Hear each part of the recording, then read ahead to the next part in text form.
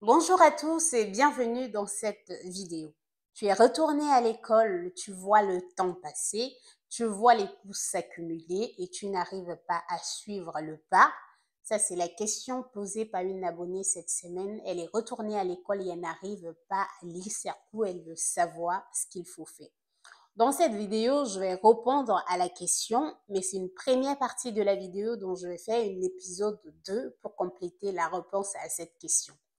On va commencer par le pourquoi, donc on va voir une vidéo en 4 points. En premier, on va voir le pourquoi. Pourquoi retourner à l'école? En deuxième point, ça va être la motivation. En troisième point, comment? Et en quatrième point, le temps, parce que c'est vraiment de ça qu'il est essentiel ici. Donc voilà un peu de ce qu'on va parler dans cette vidéo.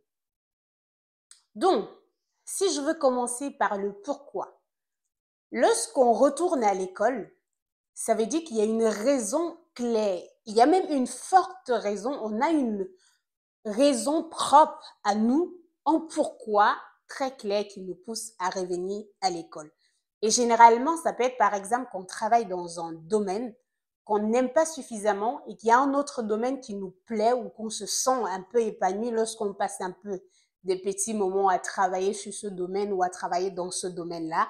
Et on retourne à l'école parce qu'on veut apprendre des choses et faire une reconversion professionnelle pour aller vers ce domaine-là qu'on se sent à l'aise dedans. Donc, il y a un pourquoi et déjà, donc pour commencer à dire qu'on va changer ou qu'on va retourner à l'école, il y a un pourquoi. Et si vous avez déjà le pourquoi, c'est très bien parce que c'est le point de départ. Si le pourquoi n'est pas clair, vous allez voir par la suite que ça va être très compliqué parce que quand votre pourquoi n'est pas bien défini, alors c'est comme si vous quelque chose que vous ne savez même pas ou vous ne savez même pas dans quelle direction vous êtes en train d'aller. Le deuxième point, c'est la motivation. Alors, la motivation, généralement, on a l'habitude de dire que si tu veux faire quelque chose, alors il faut être suffisamment motivé.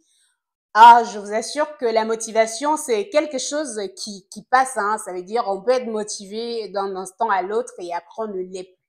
Mais la motivation, elle peut être permanente pour certaines choses. Bon, presque pas permanente, c'est quand même très rare, mais ça peut être périodique et ça peut être intéressant parce que finalement, avoir cette motivation, que ça soit sur une courte période ou périodiquement, ça peut nous aider à avancer. Donc, dans le cas, par exemple, de la motivation, si vous êtes retourné à l'école pour une reconversion professionnelle, la motivation peut être due au fait qu'on veut avoir un salaire plus élevé ou on veut se retrouver dans un travail avec beaucoup plus d'avantages. Les avantages, ça peut être, par exemple, on veut aller vivre là où il y a sa famille, ça peut être beaucoup d'autres choses. Donc, voilà, par exemple, ce qu'on peut avoir comme motivation.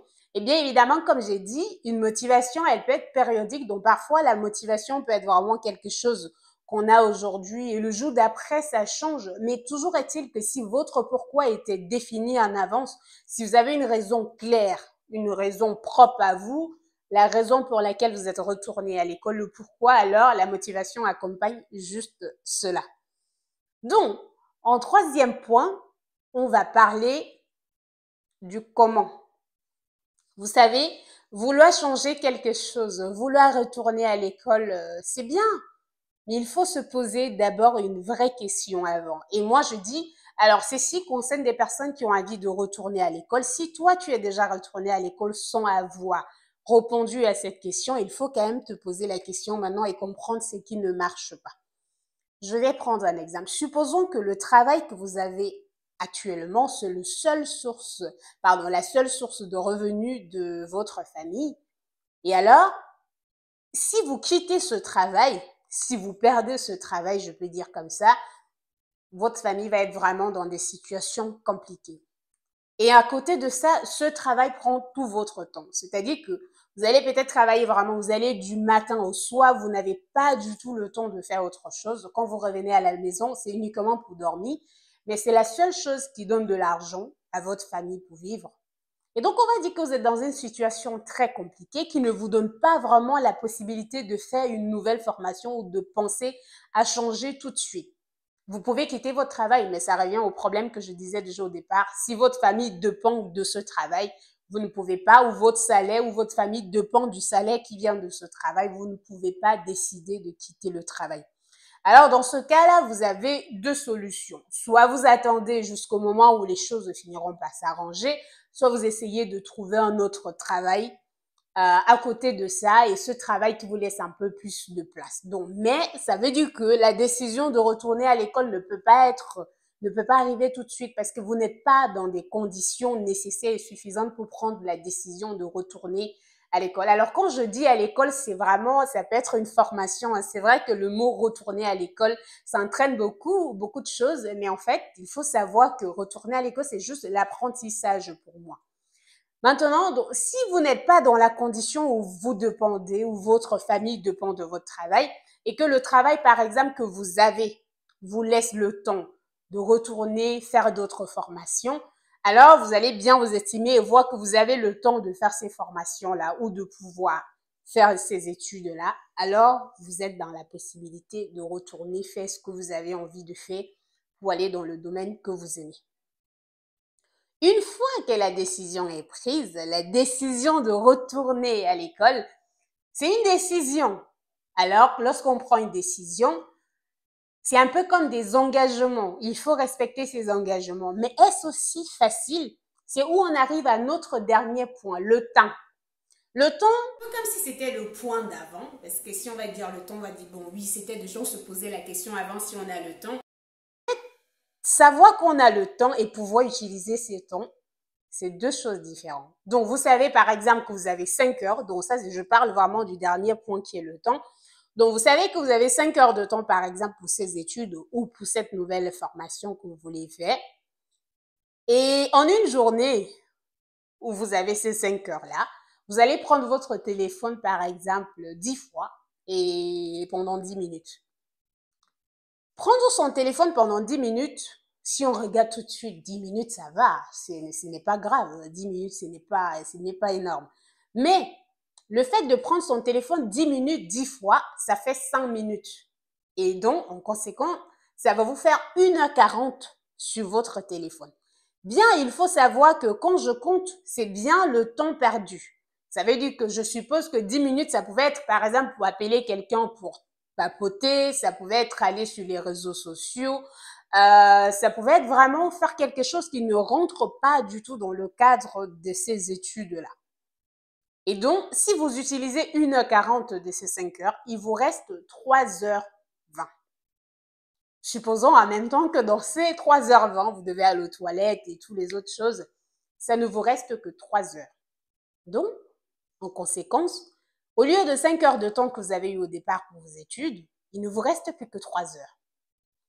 Et si vous avez déjà perdu 2 heures et en 3 heures, vous avez un cours, vous avez 2 cours, par exemple, ou 3 cours, supposons que vous avez 3 notions que vous étiez censé apprendre, par exemple, pendant ces 5 heures. En 3 heures, on est d'accord que vous ne pouvez pas apprendre les trois notions, on va dire comme ça. Et donc, vous allez forcément accumuler les cours avec des jours qui passent et avec des heures qui passent. Bien évidemment, je sais que ce n'est pas le cas pour tout le monde, mais je sais aussi que généralement, si on arrive au point, le point 3 que je disais, si on a pu décider qu'on avait le temps pour faire quelque chose, alors on avait le temps. Et si on s'en rend compte que le temps finalement qu'on avait, on n'arrive pas à faire ces choses avec, c'est forcément parce qu'on utilise mal ce temps. Et donc, dans la prochaine vidéo, ce que je vais vous expliquer, c'est comment organiser ce temps en une journée. Ou du moins, comment organiser une journée de travail. Je vais dire comme ça, une journée pour apprendre et tout le reste. Mais ça va être quelque chose qui est assez individuel parce que je vais un peu vous parler de ma méthode. C'est une méthode qui ne marche pas pour tout le monde. Donc, pour moi, ici, il était vraiment question de voir qu'il faut identifier le fait qu'il y a un problème. Si vous n'avez pas le pourquoi, ça va être problématique parce que c'est un peu comme vous êtes perdu et vous faites quelque chose que vous ne savez pas ou vous n'avez aucune raison de faire et donc vous n'aurez pas du tout envie de le faire. Si vous n'avez pas la motivation, alors la motivation, elle peut être négligeable parce que vous avez un pourquoi qui est suffisamment clair, mais si vous ne savez pas comment et vous n'avez pas le temps pour le faire, ça devient complexe. Et si vous avez le temps et vous ne savez pas comment utiliser ce temps, ça devient aussi très complexe. Donc, je vous invite à revoir donc tout ce que vous avez organisé déjà depuis le départ. Est-ce que vous faites les choses correctement? Est-ce que vous utilisez bien ce que vous avez appelé le temps, par exemple, de cette nouvelle formation? Est-ce que vous n'utilisez pas ce temps pour faire autre chose que ce qui était censé être utilisé pour faire?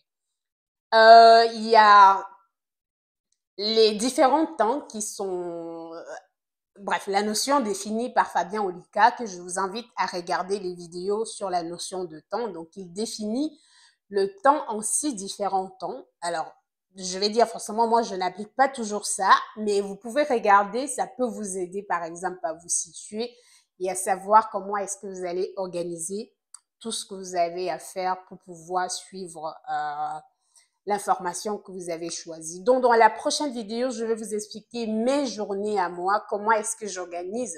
Ça ne marche pas toujours dans la totalité, mais de façon générale, comment j'organise et j'arrive à tenir déjà sur les engagements que j'ai pris ou surtout pourquoi j'arrive à garder le cap parce que j'ai choisi des choses que j'aime. Et je vais vous expliquer une journée entière sur comment moi je m'organise dans des prochaines vidéos. Donc, si vous avez des questions, des remarques par rapport à ce sujet, parce que je sais que c'est un sujet qui touche beaucoup de personnes, parce que ce n'est pas le retour à l'école, ça peut être des nouvelles formations, ça entraîne beaucoup d'autres choses. Donc, si vous avez des commentaires et des remarques à ajouter là-dessus, merci de laisser un commentaire. Et si vous êtes nouveau ou nouvelle sur la chaîne YouTube, je vous souhaite la bienvenue. N'oubliez pas de vous abonner et de mettre un pouce bleu pour encourager ce travail et partagez la vidéo, commentez aussi et abonnez-vous à la chaîne. On se retrouve très bientôt pour une nouvelle vidéo.